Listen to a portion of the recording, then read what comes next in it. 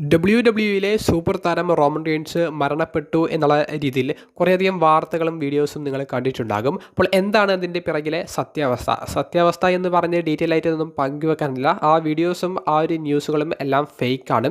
കൂടുതലും ഇൻസ്റ്റഗ്രാം എന്ന് പറയുന്ന പ്ലാറ്റ്ഫോമിലാണ് അത്തരത്തിലുള്ള വീഡിയോസ് ഞാൻ കണ്ടിട്ടുള്ളത്. ഇൻസ്റ്റഗ്രാമിൽ ഒരു വീഡിയോ ഏതോ ഒരു ഹോസ്പിറ്റലിൽ നിന്നുള്ള വീഡിയോ ഇട്ടിട്ട് അത് റോമൻ റീൻസ് മരണപ്പെടുന്ന വീഡിയോ ആണ്.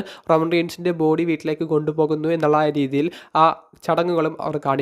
ഇതെല്ലാം ജസ്റ്റ് വ്യൂസിനും ലൈക്സിനും വേണ്ടി മാത്രം ഇടുന്നതാണ്. നമ്മുടെ കമൻറ്റ് ബോക്സിലടക്കം കുറേയധികം കൂട്ടുകാർ ഇത്തരത്തിലുള്ള കമൻറ്റ് ഇട്ടതുകൊണ്ടാണ് ഈ ഒരു വാർത്തയെ സംബന്ധിച്ച് പോലും ഞാൻ അറിയുന്നത്. ഇപ്പോൾ ഇൻസ്റ്റഗ്രാം നോക്കിയപ്പോൾ കുറേയധികം വീഡിയോസ് ഇൻസ്റ്റഗ്രാമിൽ റോമൻ റീൻസ് മരണപ്പെട്ടു എന്നുള്ള തരത്തിൽ പ്രചരിക്കുന്നുണ്ട്. അപ്പോൾ അതെല്ലാം ഫേക്കാണ് എന്നുള്ളത് പറയാൻ വേണ്ടിയിട്ടാണ് ഈ ഒറ്റ വീഡിയോ ചെയ്തത്.